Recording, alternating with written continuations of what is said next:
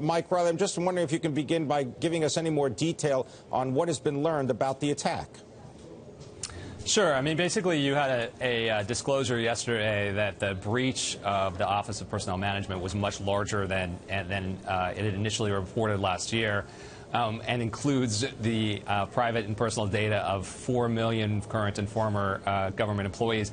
That, in other words, they got just about everything. I mean, that's a huge number, and this is a huge hit in terms of the security of government networks. The next iteration of that is that it appears that the same Chinese hacking group that hit the Office of Personnel Management is also responsible for a slew of hacks against health care companies, health insurers, hospital companies that have gone on for the last 18 months. So it appears that China is gathering a huge database of personal information on government workers and others, everything from their Social Security numbers to actual very intimate things like health records, which is a kind of a scary idea. Michael Chertoff, who is responsible for safeguarding these online identities and all of this information? Well, the enterprise that holds the data has the responsibility to safeguard it. In this case, if we're talking about U.S. government records, it was the U.S. government itself. And what's a little concerning about this is it appears that the hackers were actually in the network at the Office of Personnel Management and the Department of Interior for an extended period of time. Which means that it was a pretty sophisticated attack, that they were careful to cover what they were doing as opposed to being very noisy and obvious.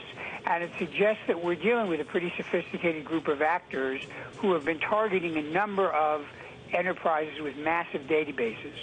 Michael Chertoff, as a former government official, do you believe that your own personal information is at risk? Well, obviously, anybody who worked in the government in recent years has their data at risk. I think what's concerning in particular about this is usually a group like the group that has been identified as the hackers here is not simply out to harvest information for criminal purposes, but it's usually being sponsored by the state, in this case China, for a state purpose. And the question is, what do they want this data for? Is it in order to troll around and see who they might identify for further targeting? Is there some espionage element to this? I think these are the issues that will preoccupy people. Well, Michael Chertoff, based on your experience, who is better at safeguarding the online information, the U.S. government or private industry? I'm sad to say that nobody's really that good at it. I mean, obviously there are some sectors of the U.S. economy that have been better than others and are more sophisticated than others. Within the government, the military and intelligence networks tend to be better safeguarded than some of the purely civilian agencies. But as we saw with the Snowden incident, even very sophisticated intelligence entities can be penetrated from inside the organization, if nothing else. Mike Riley, if this is the work of the Chinese, why are we only learning about this now? Obviously, the hackers know about it. The U.S. government knows about it. Who are they keeping this a secret from? So there is an interesting question about the when this was discovered and when it was disclosed. Apparently, the hack in the Office of Personnel Management was discovered in April.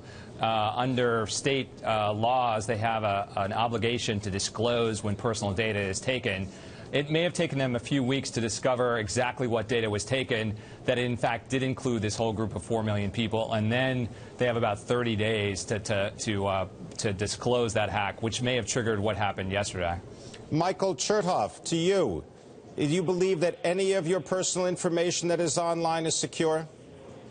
Well, I mean, I think the first thing you need to do is to understand that there are some things you need to have online, but some things you don't need to put online. And I think everybody has some responsibility to try to minimize the amount of data that is placed at risk by thinking through who they give data to and for what purpose.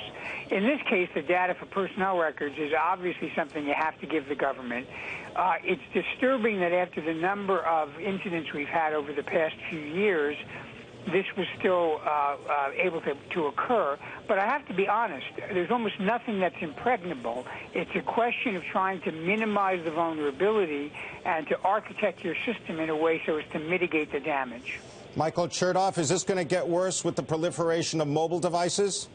Well, the problem with mobile devices is not only going to be more pathways into databases, but as we actually operate physical control systems using wireless devices, they're going to become vulnerable. And as we start to build out things like driverless automobiles and similar types of devices, we better be careful to make sure nobody can enter into those devices and begin to actually affect their performance in the physical world.